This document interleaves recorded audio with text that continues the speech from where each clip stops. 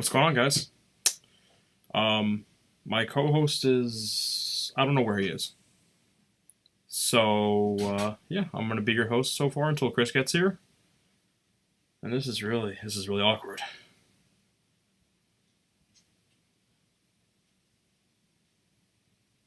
Just wait in silence till Chris gets here, I guess. I don't know. Who's actually here?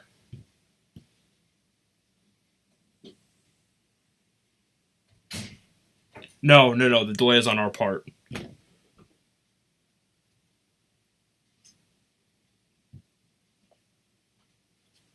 Hey, Steph. What's going on, Steph? Linda, I don't know. He just... You don't want to see this dance. Not a pretty story. Um, so Chris is airing out his hot balls.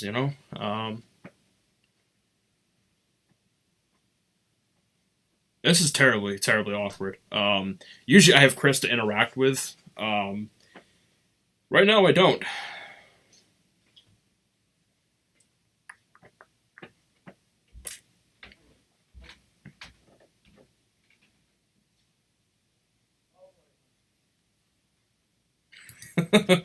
I am not going to rap, guys. The ironic thing is, Linda, I am in his house. So, everything was set up and he disappeared. Yep.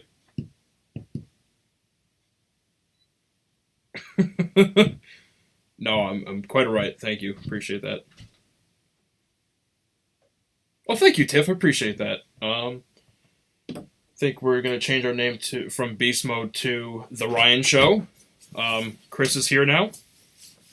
We were running late, so I wanted to make sure that our people knew we were here. And Chris is here, so... Sorry, everybody. I was cleansing the palate. I already told him you were airing out your hot balls, so don't worry about it. We're fine. Thanks. No problem. See, I love when I have him here to interact with. I'm not awkwardly staring into a camera. That's delayed. Yep. See? The Ryan Show. Let's see.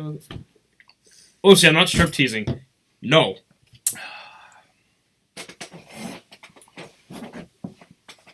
Please do. Hot balls are back. Hey. Hi, Linda. How are you? Hashtag The Ryan Show. Big plans for tomorrow. We both have to work. Yeah. Then after work, I'm picking up Jordan and I'm picking up Xavier. Coming to see my parents at the house, and that's pretty much it. Then I have to be at work at 6 a.m. on Friday. Yeah. And working both jobs on Friday. I know I am. Yeah. Well, thank you, Linda. This is actually this is one of Oscar Rodriguez's shirts. I ordered it through his online store, and it's actually his Negan print. This is Eeny, Meeny, Miny, Mo. Yeah. And I ordered it to help support him and kind of show the love a little bit. And so maybe I'll bring it to Walker Stalker, and maybe I'll change it up between Beast Mode and this, and kind of take a picture with Oscar with this, and maybe have Oscar autograph it. Yeah, that'd be kind of cool. Well, here's the thing. What's up, Michelle? What's going on? So spoke to Donna. Out of all the people, Donna. Out of all the people.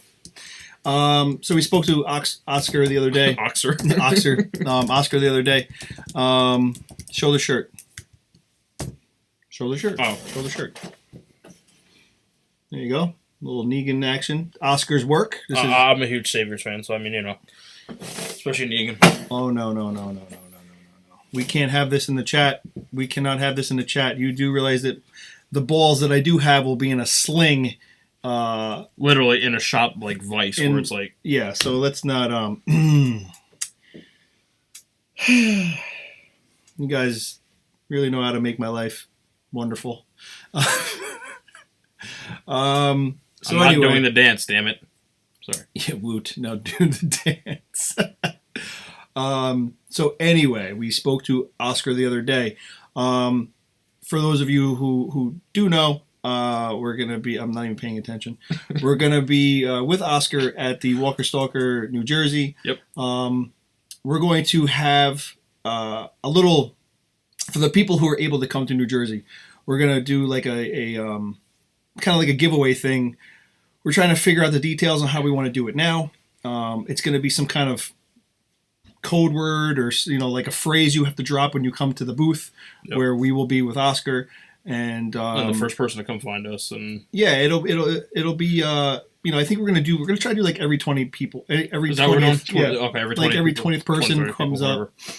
We'll have a clicker or something like that. I don't know how we'll do it, but we're gonna try to do this little giveaway thing for every 20th person or so, whatever it might be, whatever we end up doing, and do this little giveaway thing at Walker Stalker. So they'll get like a special gift package, something that we put together with Oscar. So it'll be pretty cool. That'd be pretty awesome, actually. We're trying to get Oscar to draw us as either Walking Dead characters, or draw us as zombies, one of the two, and then we'll try to get prints of that and be able to. We'll sign them or whatever, and do something like that. Chicago is very dear to me. I'm a huge Bears, Blackhawks, and Bulls fan, and I like the Cubs too. But I would love to go to Chicago. I would love to go to Chicago. The city of Chicago, in my own opinion, is just amazing. Like, I know, listen, it's got its bad parts like every other place you go to. But Chicago is so, like, compared to New York City, oh my God. Yeah. Dude, Chicago's streets, they are so clean. They don't because they don't allow all that sidewalk shit, traffic, food, and the pigeons and shit and everything everywhere. It's disgusting. Garbage just piled up all over the place. We're also a little biased because a lot of, like, for the majority of people that live in New York State but are not from New York City hate New York City. Yeah. But I can definitely see what you're saying. Yeah, and that's the thing. Like, you live here. Everyone's like, oh, New York City, New York City. Like, you go to New York City. I go to New York City. I think it's disgusting. I'll say, when I go to New York City, it's like a chore. Yeah. Like, I don't want to do it. The only time I ever really go down there, my ex took me to a Kansas concert, the band Kansas, once. That was fun. And then she took me exploring because it was really my first time in the city. And she took me exploring, and I at the end of it, I was like, I hate the city. Yeah. And I go down there for Comic-Con, and I hate that because from Grand Central and a couple blocks to the Javits Center, it's like $30 for a fucking taxi ride. And then, or you can walk, and you're going to smell shit all night. I'm just testing it out. It didn't answer, so that's okay. Oh, user not online. Just a little side note for you guys. I know I put this out in the tweet today. There are 2 separate links for tonight. Chris and I are doing our recap now that we're probably going to start in a couple minutes here. And we're going to aim for like 7:15 whenever Josh gets back to us. Yeah. And we're going to do a test call with him. So we're going to end this video. And we will then be going live at 7:30 with the other podcast. If you go to the description of this video, I included the link for the video, for the podcast with Josh. Make sure you click the link, and wait for us, and we'll be back at 7:30. So we'll only be at like a 20-15 minute delay in between. But just so you guys know, there is a separate one. So yeah, so this will end, and then the next one will start off at 7:30 with Josh. So here we go. Recap. Yep. All right. Now, I know I told a lot of you that you're probably going to end up hating me after tonight. 8-5, to me, was such a garbage filler of an episode. And we spoke. Look, I love the show. I really do. But the dialogue in the beginning with the flashback with Gregory and Simon, like... the whole pancake thing, and I made these with love to show you love, and just like I really had a hard time getting into that episode. I feel like the writers really slacked on this episode. Like, I really do. I feel like the writers, as far as, and I guess, you know what? I guess part of my problem is like knowing that the comic book and how well the comic was done. And I know not everything from the comic can be brought to the show because there's certain things they can't say, there's certain things they can't show. They can't show, whatever. Listen, I know there's, listen, I've been watching this since the beginning. I know patience with this show because I've suffered through some of these seasons that have you just kind of scratch your head and be like, where the F are they going with this? And everyone's like, and I'm also a big believer that, you need to tell story and there needs to be lulls and there needs to be, dialogue. But the dialogue in this, even the end with Negan, it was I'm the guy with the leather jacket and I'm the one with Lucille and I'm the one with the steel balls. And this is not a diss on any of the actors or actresses. No, because they're getting paid to read these lines. Exactly. I just think the writing was subpar for that episode. Yeah, I do. I think some of the best acting was Seth Gilliam. And I think at the end him being sick or him portraying Father Gabriel being sick was probably the best acting in that episode. Yeah. And that's and it wasn't the whole episode. There was just parts where I just sat there and I just kind of looked at the TV and I was like, why? Don't get me wrong. Why? I loved Jason's part, Jason Warner Smith. I thought he did a phenomenal job.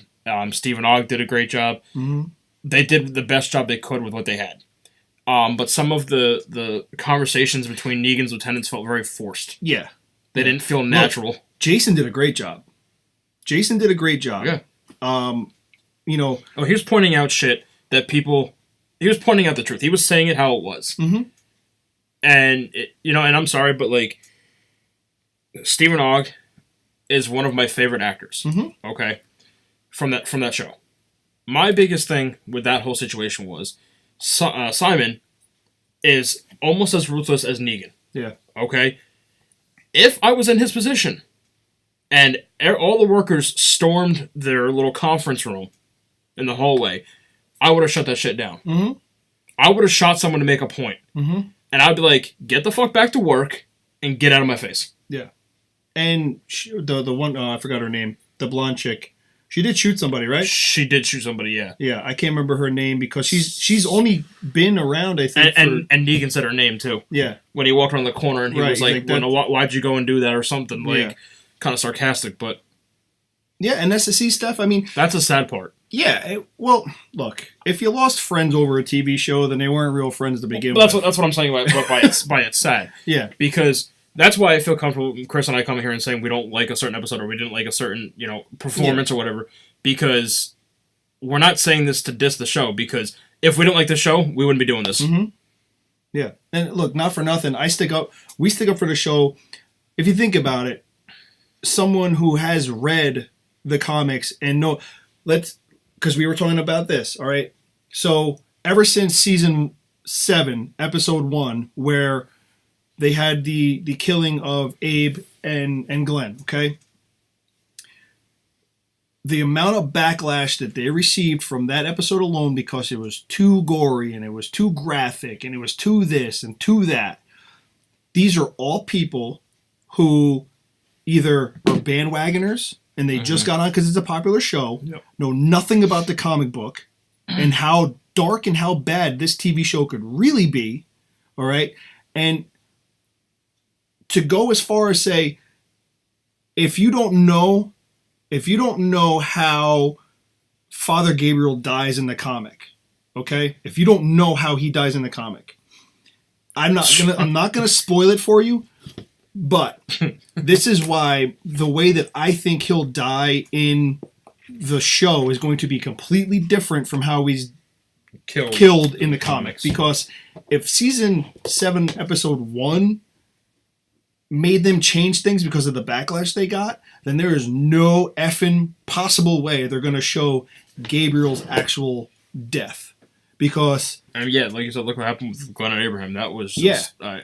And they curtailed. Ever since that happened, they started curtailing and making things... They pulled their punches. Yeah, when you've seen the disembowelment of... Spencer. It was not nearly as gory as the comics. Not nearly as gory as it should have been. Yeah. They showed it, but it was quick. And I'm sorry, but like the way it was supposed to happen was he gets cut and everything just spills out on the floor. Yeah. And he falls into like a puddle of his own guts. And instead he's holding them in. Yep.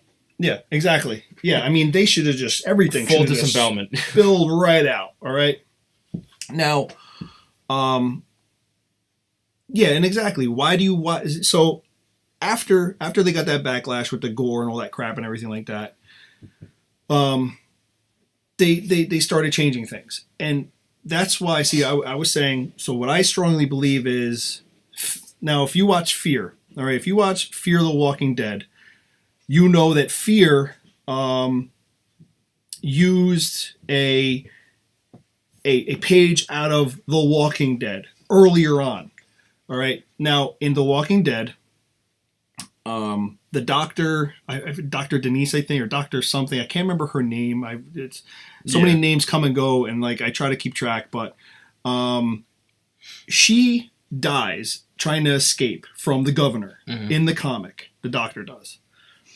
They take her and they put a sack over her head because she turns, and they use her as a bargaining chip to in the comic with the impression that she's still alive. With the impression that she's still alive, correct.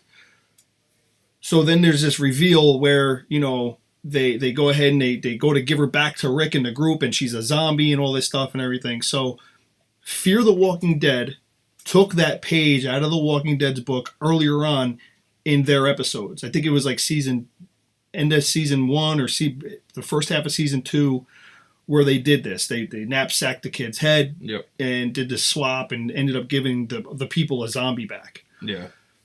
What I think that The Walking Dead is going to do, because we haven't seen it yet in The Walking Dead, is instead of being able to show that terribly gruesome death of Gabriel, is he will, if he does die because he is sick, Negan did mention that people sometimes do get sick from the intestines and the blood and everything like that.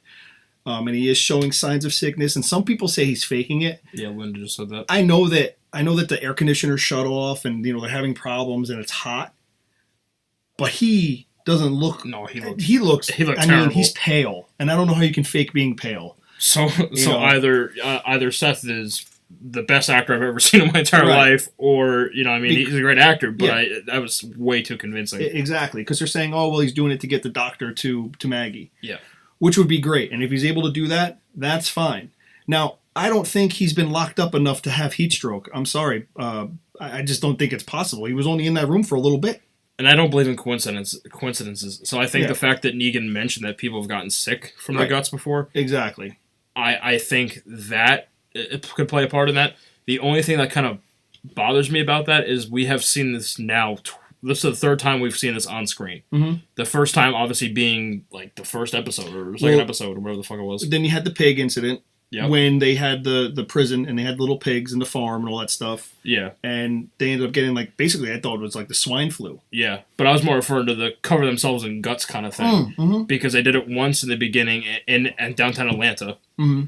Then they did it in Alexandria when the zombie horde broke into Alexandria, and they had to make their way through the crowd. Right, yeah. And the one whiny little kid, Mom. Yeah, I know. Sam. Yeah. I was so happy when that kid died. So anyway, there's multiple ways they could spin this. Okay, when they escaped, they had the zombies fall on them. So we don't know if maybe when the zombies fell on them, maybe Gabriel got scraped or cut or bit and got the guts in there. Or maybe someone has said maybe ate the guts. Why? It would have only taken like a nick. Yeah. And if that got infected, he would get septic and he would die. Right. And when you're septic like that and it gets really bad, which I imagine it would be in this kind of situation because things are not the cleanest right now. He would have a fever. He would be shaking the way he was. Those are all signs of septic shock. Mm-hmm. And so he absolutely, that would be on par for him having some kind of infection that's going to kill him. And if he dies, he's going to turn. Mm-hmm. Well, Linda says, remember when Richard gave pigs to the Saviors, they ate some. See, but the meat was cooked. Remember when the people from Terminus ate Rob's leg?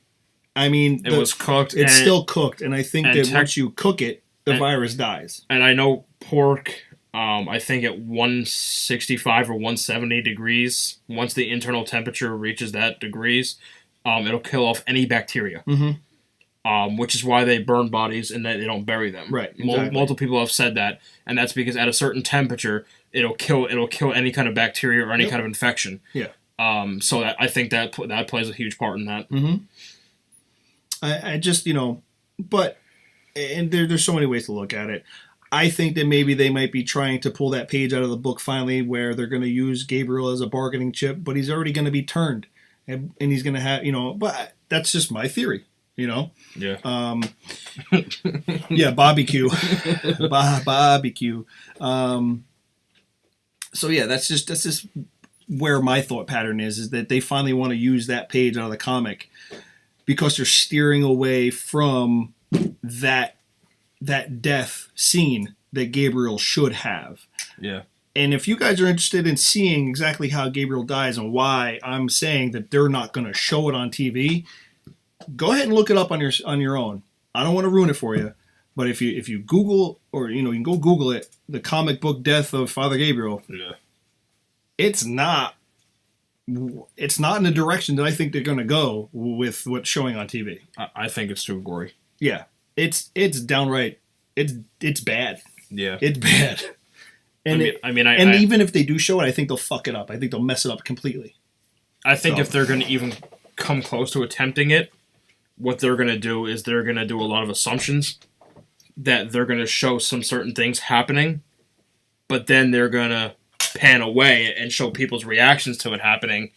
And that's what they've been doing. Like with Shiva. Yeah. That was a good example. You see her getting mauled by the zombies, but once it gets to a point where it would have been too gory, they pan away and they show Ezekiel reacting to it. And I think that's how they're going to... Sorry. Wanted to hang up my new hoodie. My new Walking Dead hoodie. I don't know how well you can see it back there, but that's okay. It's got everybody on it. I don't know what stuff's going on about. Who? Steph. What do you mean? Oh, yeah, take it off. I should do it. Oh, Jesus Christ. So anyway, that's where we're at as far as Gabriel goes. As far as, but as a whole, I'll give the show... As a whole, I'd probably give the show about a 5 out of 10. I really just was not blown away by it.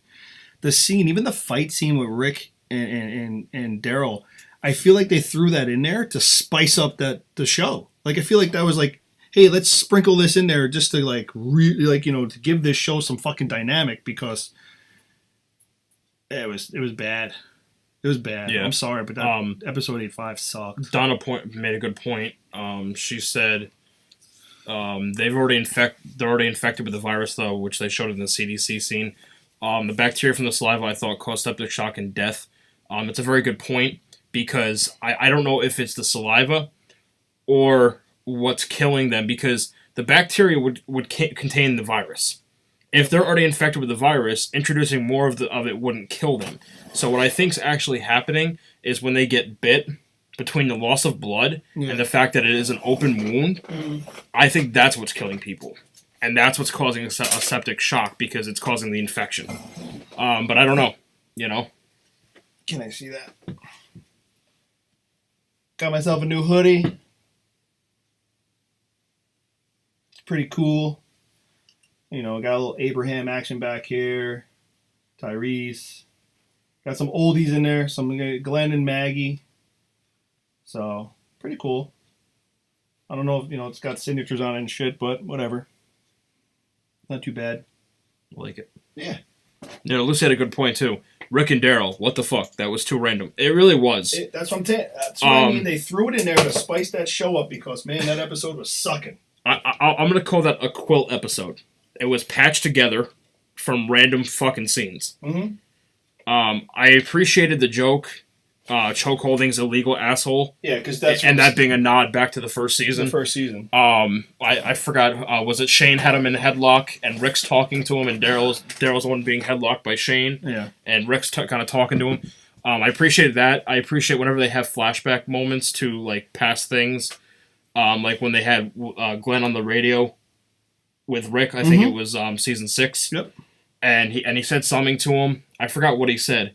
Hey, asshole. Or something like that, well, and that was a flashback to when he was in the tank in Atlanta. Yes. And the military officer's radio went off. And he was like, "Hey, asshole, you having fun in the tank?" Or right. What? I appreciate stuff like that. Right. Yeah. But at the same time, that whole scene could have been not in that episode, and that episode might have been a little better off. Probably. And I understand that like tensions are high and shit, but shouldn't Rick as the leader been like, we can't bother fighting. Let's get the fucking Brownings and let's get out of here. Mm-hmm. And instead, now they got nothing. Now they got nothing. Yeah, that whole thing was to be able to get those guns. That whole past 3 episodes was to get these fucking guns. The helicopter. All right. If we got a few minutes for that. So, bye, Steph. Happy Thanksgiving. Thank you. Bye, Steph. Hopefully you come back at 7:30. That'd be cool.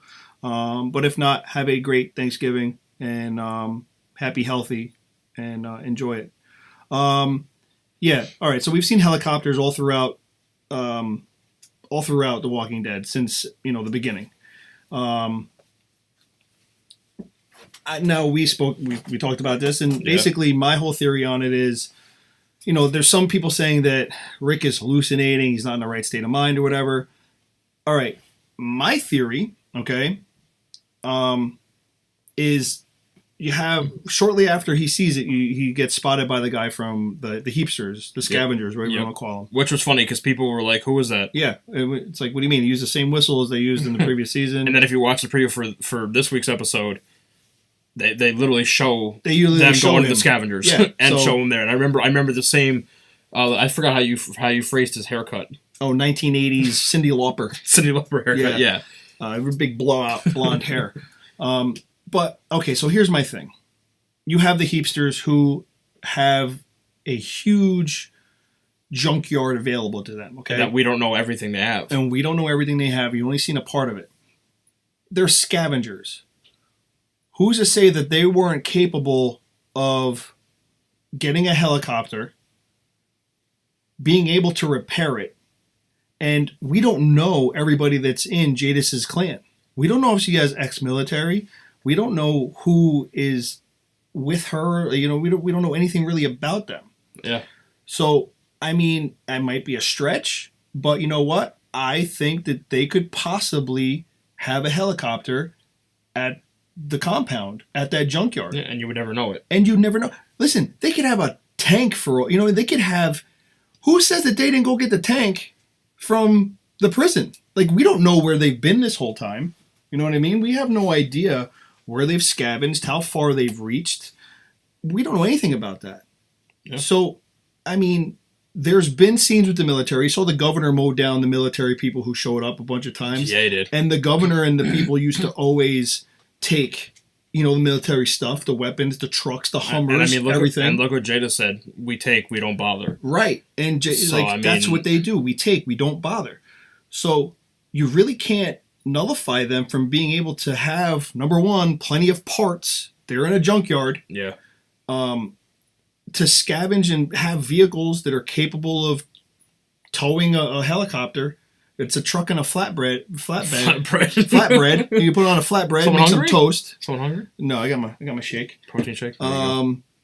So yeah, I'm kind of saying that it could possibly be the scavengers, the heapsters, whatever you want to call them, could have this helicopter. I know a lot of people are thinking that this is Rick under stress and that he's losing his mental stability. I don't foresee them doing that again. Yeah, they've showed it too many times. That's what I'm saying. There's been way too many indications throughout all seasons that he has lost his mental stability. Yeah. I don't foresee that happening.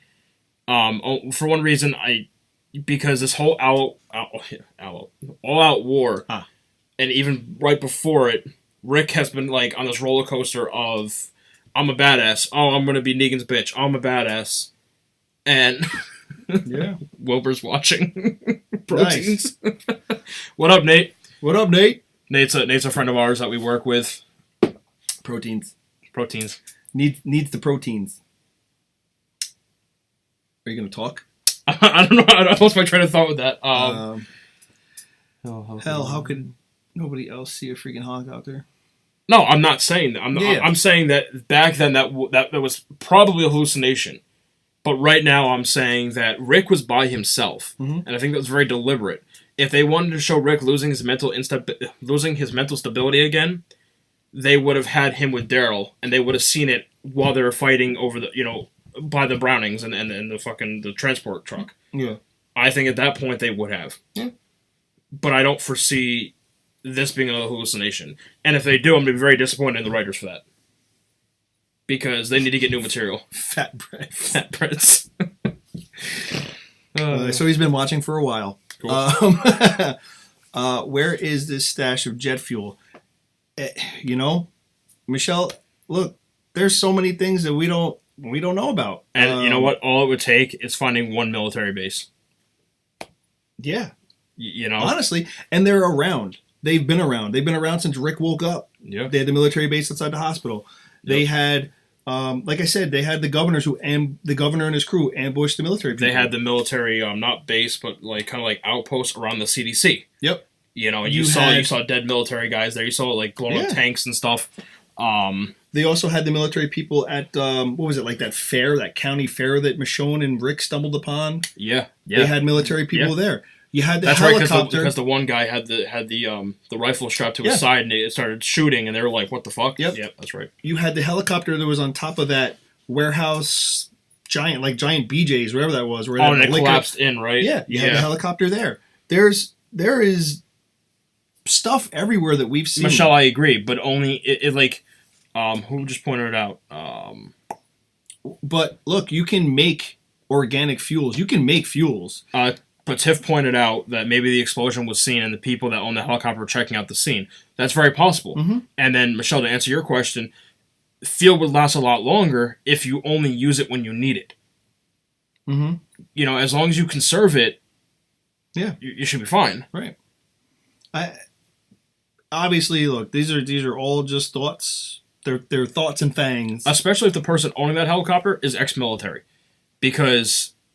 or, ex-law enforcement. You see an explosion, you're going to go check it out. Yeah. Because I'm sorry, but unless there's some freak circumstances, I doubt a walker is going to cause an explosion. Mm-hmm. Now, and I mean, some people have even gone as far as saying, oh, it could be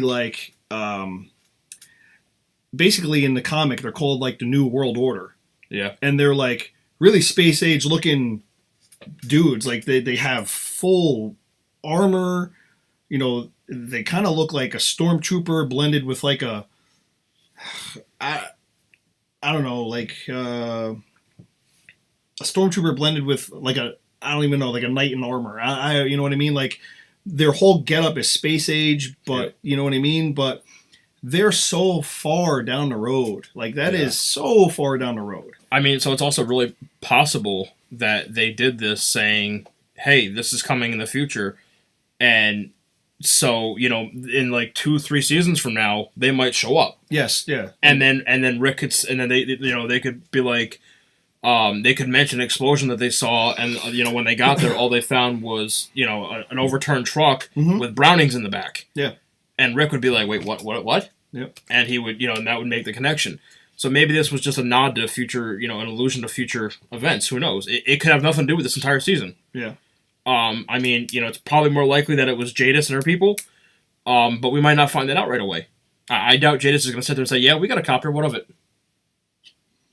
Yeah, I mean, once again, they scavenge. It's what they do. I'm trying to pull up a photo just so I can show you guys what these people look like.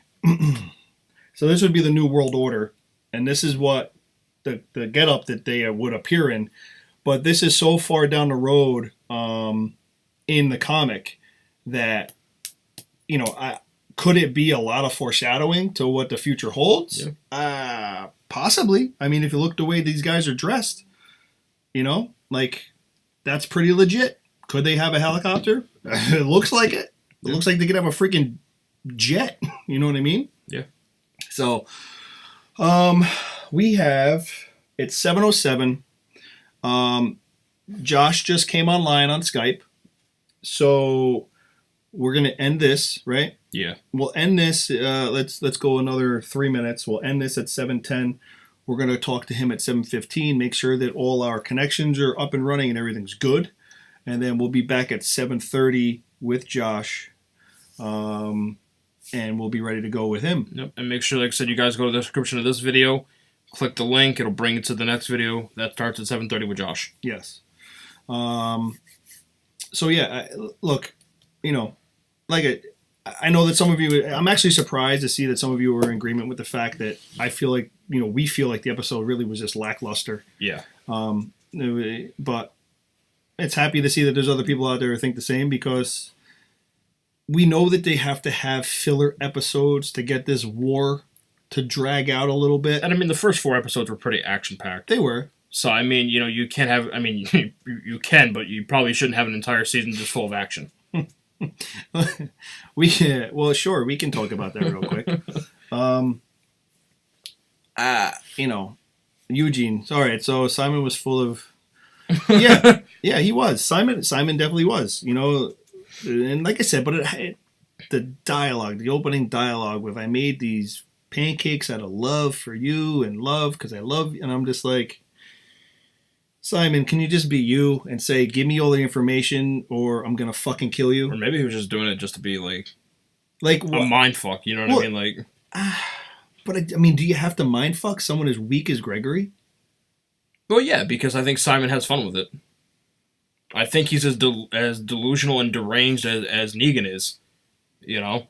Yeah, belly full of Simon love. Yeah, I mean, you know, and there's so many innuendos there, it's unreal. You know what I mean? Like... Yeah. Belly full of Simon love. Yeah, we should probably end it at that point. Yeah. Yeah, it's 10. Is it? 7:10. All right, people. We'll be back. Thank you for being here for this. I hope hope you guys had some fun out of it. I know it's short, and I know like this little break in between is you know, kind of crazy. Go ahead, Linda. You can share it with us real quick. We'll give you a minute. Go ahead. Go ahead and share away, and then as soon as you're done sharing your theory with Simon and his creepy full belly of love, we'll end this, and then we're gonna pick it up with our man Josh. So we'll wait for you. Yeah, hurry. Rush. Type away. Type in your best Frenchlish. Franglish. Is that like Spanglish? Spanglish, but it's Frenglish. Frenchlish. P-break. Are you kidding me? I'll just sip on my teens, my proteins. And that's fat breads. Mm-hmm. My teens and my fat breads. Yeah, no pressure at all. Type. 4 minutes. Mm-hmm.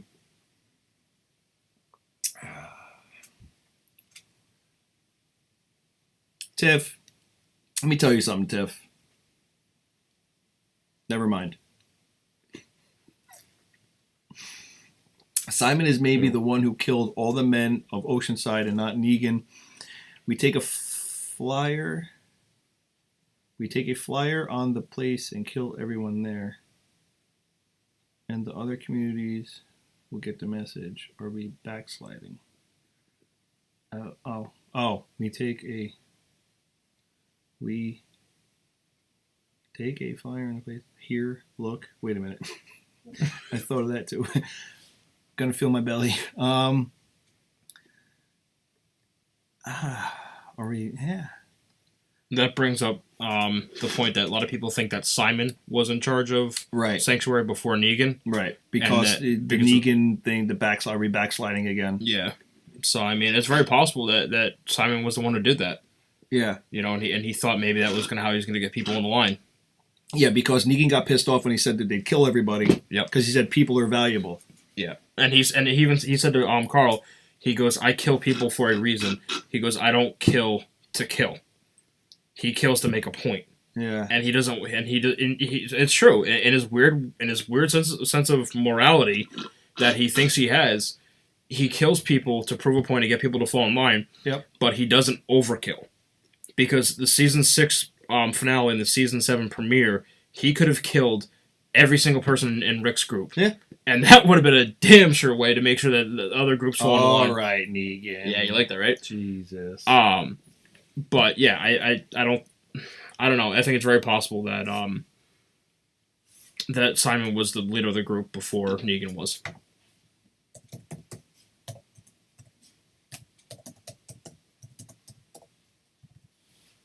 All right, people. We're going to end the video and try to contact Josh and get this started, and we'll see you guys in 15 minutes. Yeah, and I can definitely go with the fact that Simon was the leader at one point. I'm on board with that. I like that idea.